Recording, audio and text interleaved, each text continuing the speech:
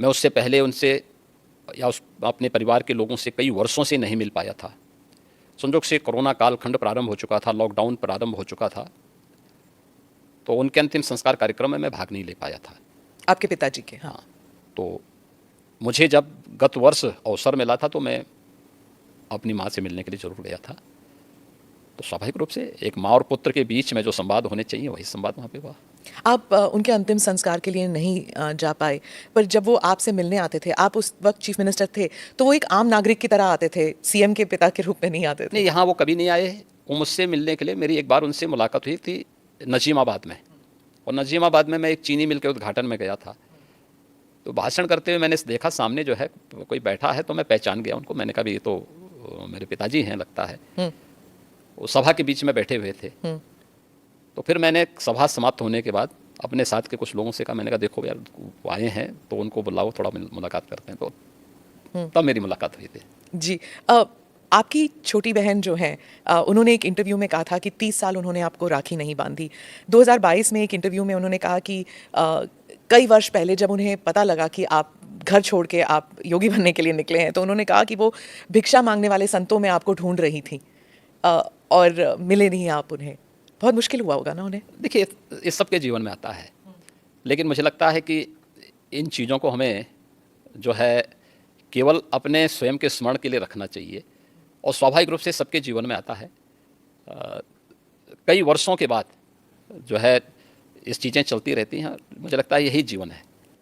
मैं एक इंटरव्यू का एक्सर्प्ट पढ़ना चाहती हूँ सर, क्योंकि ये हिंदी अखबार में छपा था और हमारे कई दर्शक हैं जो इंडिया से बाहर रहते हैं, वो शायद उन्होंने पढ़ा नहीं होगा। ये पढ़ के मुझे बहुत कठिन लगा जब मैंने पढ़ा, तो कि कैसे महसूस कर रही होंगी वो। मैं पढ़ के सुनाती हूँ। उन्होंने कहा, योगी के मुख्यमंत्री बनने के बाद कई लोग कहते थे कि आपको शर्म नहीं आती, आप मुख्यमंत्री की बहन हैं और बहन होकर आप चाय की दुकान चलाती हैं, इन हालतों में रहती हैं। मैं उनको एक ही बात कहूंगी, मैं गरीब हूं, ये मेरा नसीब है।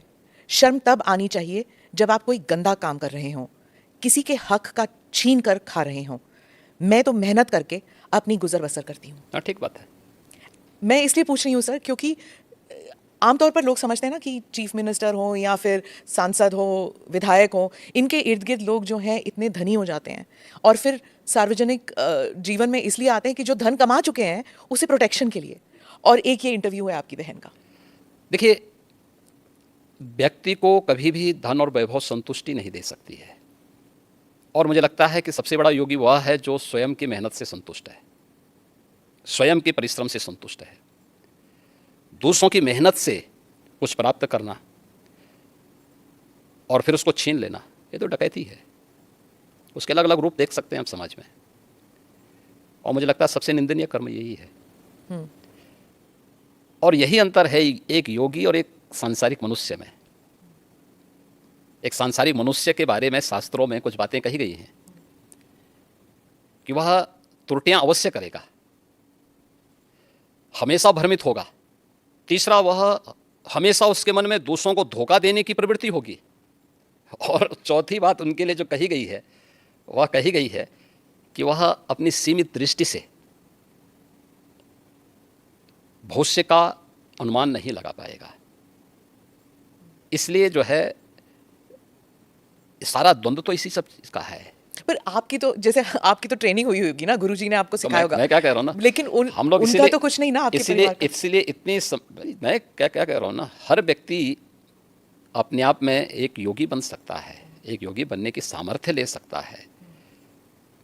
अपनी मेहनत से, अपने कर्मों से हम जो कुछ अर्जित करें, मैं भी भूखा ना रहूं, साधु ना भूखा जाए, अगर ये भाव हर व्यक्ति के अंदर आ जाए तो फिर यह समग्रता सबकी संतुष्टि का कारण बन सकता है, सारे विवादों का समाधान कर सकता है। जब आप पीठाधीश बने, आपके भारत में और भारत से बाहर भी इतने अनुयायी हैं, तो उस वक्त आपको क्या ऐसा किसी ने कहा कि आप पीठाधीश होके भी तो सार्वजनिक कार्य कर सकते हैं, राजनीति में क्यों कर रहे हैं? ये कोई बंधन थोड़ा है, ये कोई बंधन किसी के लिए नहीं है। हम मनुष्य पहले हैं, उसके बाद योगी हैं या सन्यासी है। और मैंने आपको बताया ना कि एक योगी के रूप में समाज के प्रति जो मेरे कर्तव्य हैं, उन कर्तव्यों का निर्वहन करूं मैं। सेवा को धर्म को मैं सेवा का माध्यम बनाऊं, इससे बड़ी बात और क्या हो सकती है। और हम वही कर रहे हैं। तो एक सन्यासी का कर्तव्य क्या होता है? क्या वही जो कर्म कर रहा है अपना, ये चाहे पत्रकार हो या फिर राजनीतिक हाँ, हो? हर व्यक्ति, हर जीवन, हर व्यक्ति कर सकता है, हर व्यक्ति कर तो सकता है। आपका आप मुझे एक बात बताइए कि सबसे बड़े जो है मीडिया के रिपोर्टर के रूप में अगर आप तुलना करें तो महर्षि नारद ही थे। आप मुझे नहीं, है थे कि नहीं थे? नारद जी रिपोर्टर, चलिए। सबसे बड़े रिपोर्टर तो ये थे कि वो हर लोक की सूचना, इस लोक में इस लोक की सूचना दूसरे लोगों तक पहुंचा देते थे। वो क्या थे? वो एक सन्यासी तो थे। और मैं एक बात बताऊं कि सन्यासी ने किस कालखंड में अलग अलग क्षेत्रों में प्रवेश करके कार्य नहीं किया हो। मैंने तो पत्रकारिता का उदाहरण आपके सामने दे दिया है, और भी उदाहरण हैं, बहुत सारे ऐसे उदाहरण हैं। तो अब इसको आप कैसे कह सकते हैं, कैसे कह सकते हैं कि नहीं हुए? धर्म के बारे में आप कह रहे थे कि it's a way of life, सिर्फ पूजा पाठ के साथ ना जोड़ा जाए, उसे अलग भी देखना चाहिए। एक बार आपने कहा था, लेकिन आपके साथ जैसे आपकी जो वेशभूषा है, इसलिए क्या लोगों ने आपको ये नहीं कहा कि अब आप सन्यासी की वेशभूषा जो है वो अलग कर दीजिए, अब आप राजनीति में जा रहे हैं, संसद में जा रहे हैं? हमारे यहाँ कोई ड्रेस कोड पॉलिटिक्स में नहीं है।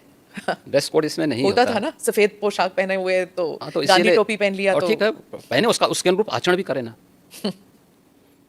देखिए, यह वेशभूषा हमारी इसलिए है, लोगों की दृष्टि में हमेशा बने रहें और लोग हमारे विचलन पे उंगली भी उठा सकें और विपरीत परिस्थितियों में साथ में खड़े भी हो सकें।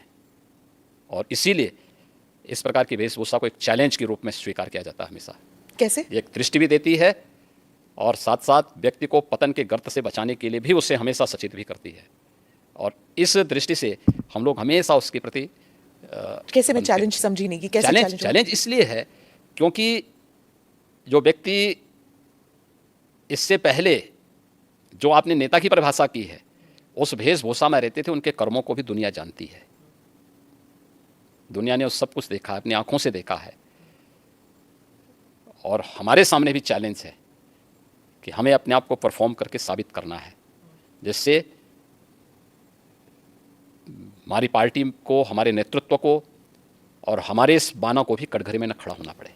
पर जब आप भगवा वस्त्र धारण करके आप संसद में जाते हैं और उसके बाद आप चीफ मिनिस्टर बनते हैं, तो एक ग्रुप है जो समझता है कि ये बहुत ही राइट विंग है, ये बहुत ही हिंदुत्ववादी हैं और हर चीज़ को भगवा कर दिया, तो फिर मतलब it's only for Hindus, he is a chief minister only for Hindus. ये इंटरनेशनली भी लिखा जाता है, अखबारों में ऑप-एड एडिट्स आते हैं कि ये बहुत ही एक्सट्रीम राइट विंग है, एक्सट्रीम हिंदुत्ववादी हैं। उनके कपड़ों से ही पता लग रहा है कि हर चीज़ भगवा है। देखिए, मैं पिछले 6.25 वर्ष से अधिक समय से उत्तर प्रदेश का मुख्यमंत्री हूँ जी। हमारी पार्टी और हमारे नेतृत्व ने मुझे 2017 में, मार्च 2017 में दायित्व दिया था, और 2017 से उत्तर प्रदेश में कोई दंगा तो नहीं हुआ। मुझे एक बात बताइए, दंगा होता था तो केवल हिंदू मरता था क्या? केवल हिंदू की संपत्ति चलती थी? अगर दंगा होता था, अगर हिंदू मरता था तो मुस्लिम भी मरते थे। हिंदू व्यापारी की संपत्ति जलती थी तो उसके सटे हुए मुस्लिम व्यापारी की संपत्ति भी जलती थी। अगर गुंडे किसी हिंदू बेटी के लिए खतरा थे तो मुस्लिम बेटी के लिए भी उतना ही खतरा थे। कर्फ्यू लगता था और व्यापार प्रभावित होता था, तो व्यापार तो पूरे बाजार का और पूरे मार्केट प्रभावित होती थी ना, एक व्यक्ति नहीं प्रभावित होता था। परसेप्शन खराब हुआ था तो यूपी का खराब हुआ था ना। पहचान का संकट यूपी के हर नागरिक के सामने आया था ना, केवल हिंदुओं के सामने नहीं आया था। इसलिए यह एक वह स्थिति है। 6 वर्ष में दंगा नहीं हुआ। आज आप देख रहे हैं यूपी में ना, 6 वर्ष में कोई दंगा नहीं हुआ, 6 वर्ष में कोई कर्फ्यू नहीं लगा, 6 वर्ष में सारे पर्व और त्यौहार शांतिपूर्ण तरीके से संपन्न हुए। ये बड़ी बड़ी बातें करने वाले लोग देखें तो कैसे चुनाव होने, नगर निकाय का चुनाव, पंचायत चुनाव यूपी का, विधानसभा का चुनाव यूपी का, और वेस्ट बंगाल में भी पंचायत के चुनाव हुए थे, क्या हाल हुए थे। वे लोग वेस्ट बंगाल बनाना चाहते हैं देश को, जिस प्रकार से वेस्ट बंगाल में भी टीएमसी की गवर्नमेंट ने किया था। दोनों में अंतर है। हमने ढोंग नहीं किया, कोई पाखंड नहीं किया। हर एक को चुनाव लड़ने का अधिकार, उसका अधिकार है भाई, उसको मिलना चाहिए। वो चुनाव लड़े, जीतने की सामर्थ्य होगी जीतेगा, हमें सामर्थ्य होगी हम जीतेंगे, हमें सामर्थ्य नहीं है तो नहीं जीतेंगे, और नहीं जीतना चाहिए हमें अगर हमें सामर्थ्य नहीं है तो। लेकिन अगर कोई व्यक्ति विरोधी ही क्यों ना हो, अगर उसमें सामर्थ्य है, योग्यता है, उसको जीतना चाहिए, उसका लोकतांत्रिक अधिकार है। कैसे हम उससे उसे वंचित कर सकते हैं? लेकिन कुछ लोग सत्ता में आकर के जबरन पूरी व्यवस्था को कैद कर देना चाहते हैं, और जो वेस्ट बंगाल